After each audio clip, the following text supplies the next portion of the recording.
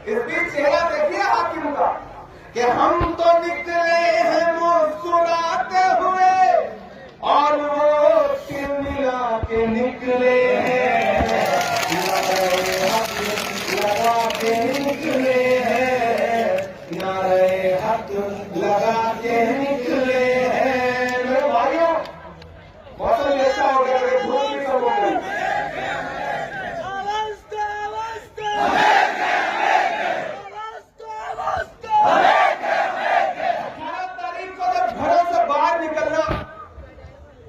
और हाथ के पंजे के सामने वाला बटन दबाना, तो ये मत सोचना कि आपका वोट सिर्फ शेख जफरुल्लाह को जा रहा है।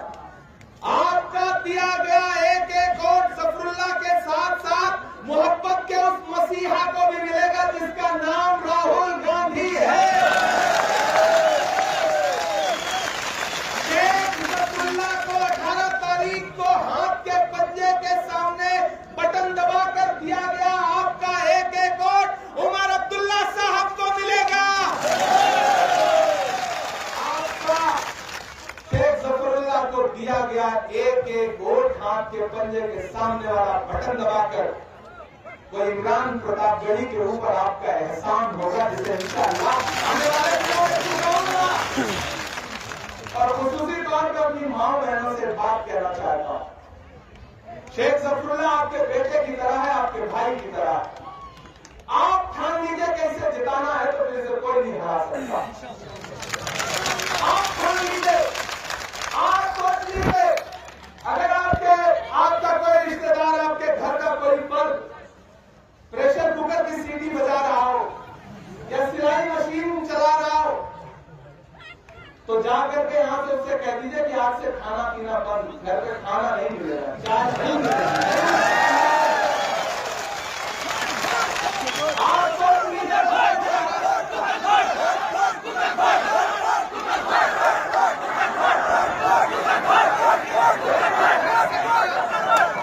देखो कुकर फटे है ना फटे, उसमें गैस नहीं है, उसमें भाप नहीं है।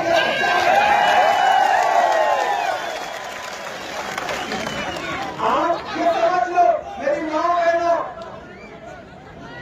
कांग्रेस पार्टी और अलायंस क्या कह रही है?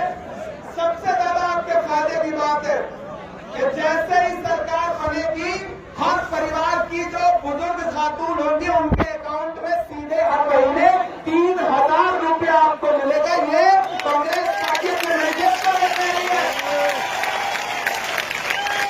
यही मतलब के लिए हमारे मैनिफेस्टो का वादा क्या है? अपनी नौकरी, अपना हक। 1 लाख नौकरियां सरकार बनते ही जम्मू कश्मीर के नौजवानों को दी जाएंगी, इसे कोई रोक नहीं सकता है।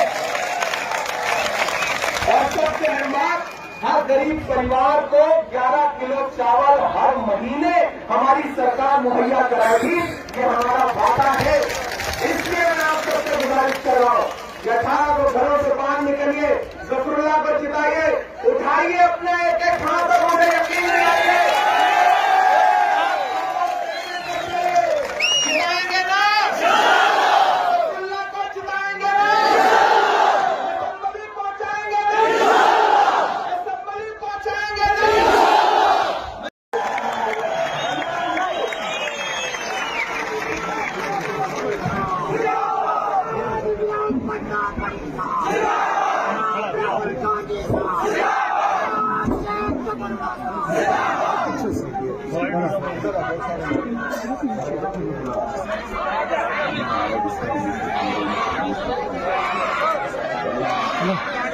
No, 3 views on.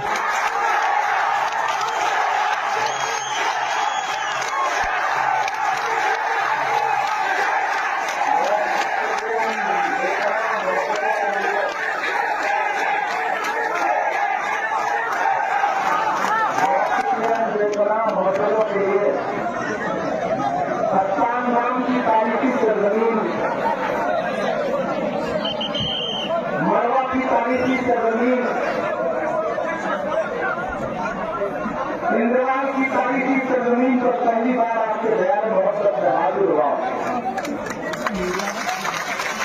मुझे अच्छा लग रहा है कि मेरी आंखों के सामने बड़ी तादाद में नौजवान नस्ल बैठी हुई है, मेरी माँ बहनें बैठी हुई है।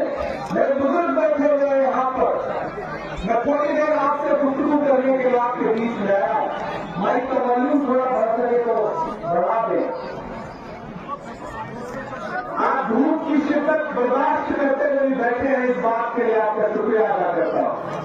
हम साए में हैं, हमारा बस चले तो मैं ये साया हटवा दूं और आपकी तरह धूप में रहूं, लेकिन मौका कम है, वक्त कम है।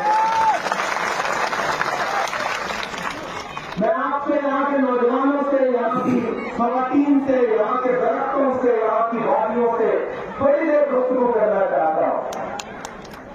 इसी थके हुए दस्ते तलब से मांगते हैं, इसी थके हुए दस्ते तलब से मांगते हैं, जो मांगते नहीं रब से वो सबसे मांगते हैं। इसी थके हुए दस्ते तलब से मांगते हैं, जो मांगते नहीं रब से वो सबसे मांगते हैं। वो भीख मांगता है हाकिमों के लहजे में, हम अपने बच्चों का हक भी अदब से मांगते हैं।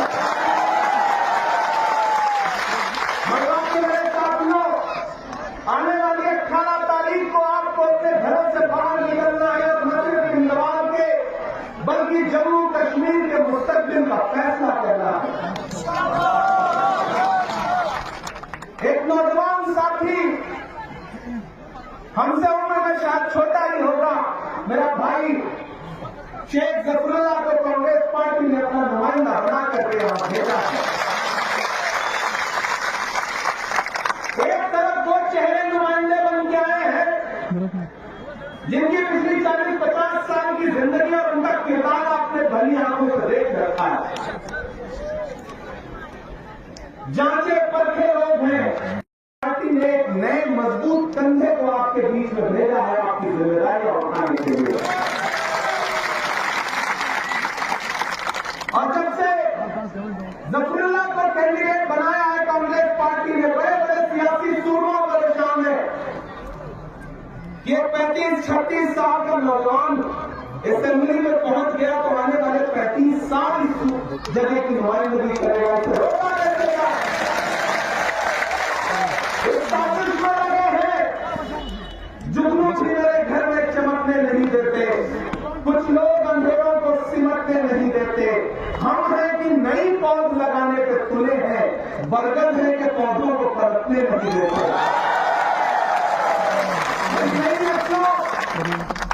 लेकिन मैं आपके जज्बे को सलाम करता हूं।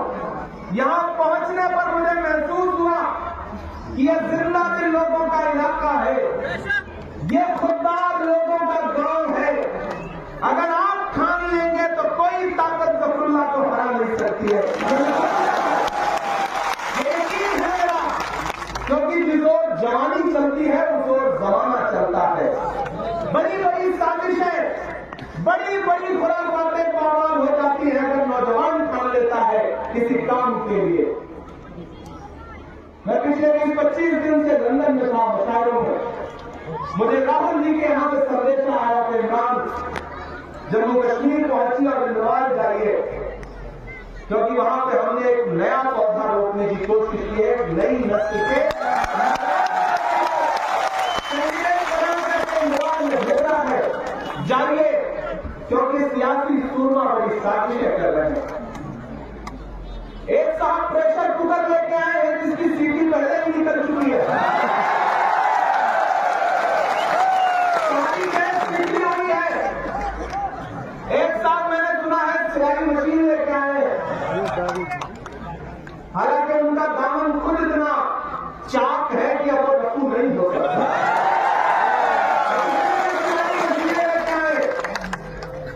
एक साहब दिल्ली की हुकूमत का पर्चा लेके आए हैं।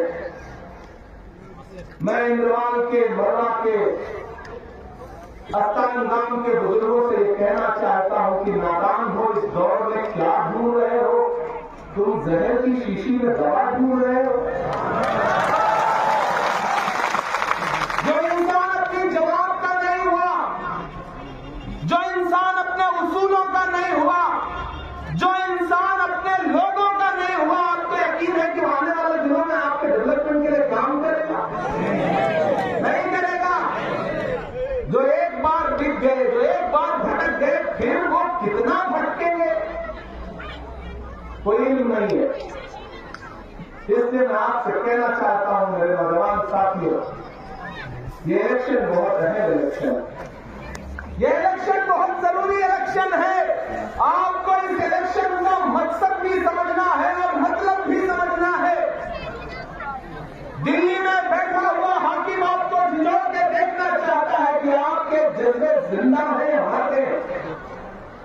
इसलिए मैं आपसे कहने आया हूं कि 18 तारीख को जब घरों से बाहर निकलिए तो एक बात ध्यान में रखिएगा, इंद्रवाल वालों, बड़वा वालों, एक बात ध्यान में रखिएगा कि आज से कुछ सालों पहले, कुछ महीनों पहले जब आपको आपकी 4 दीवारियों में कैद कर दिया गया था, हिंदुस्तान के तमाम सियासी रहनुमाओं ने अपनी नजरें आपसे फेर ली थी। ऐसे वक्त में दिल्ली में एक इंसान उठ खड़ा हुआ और उसने कहा कि मैं कन्याकुमारी से कश्मीर तक जाऊंगा, पैदल यात्रा करूंगा, एक नारा लगाऊंगा कि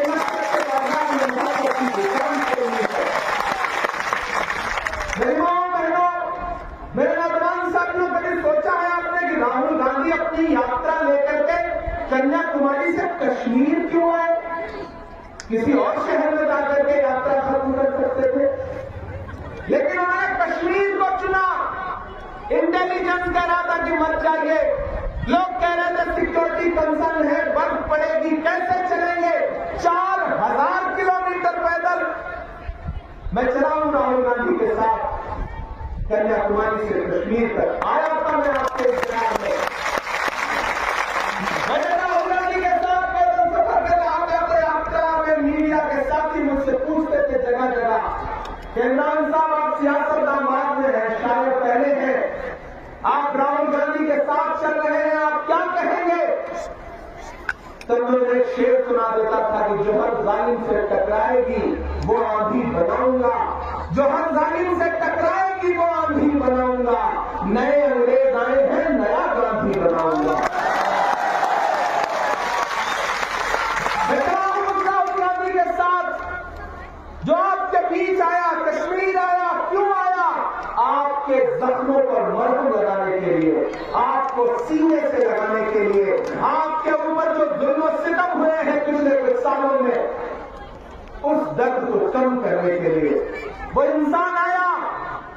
मैंने देखा है उस इंसान के पैर के छाले, मैंने देखा है राहुल गांधी के माथे का बहता हुआ पसीना।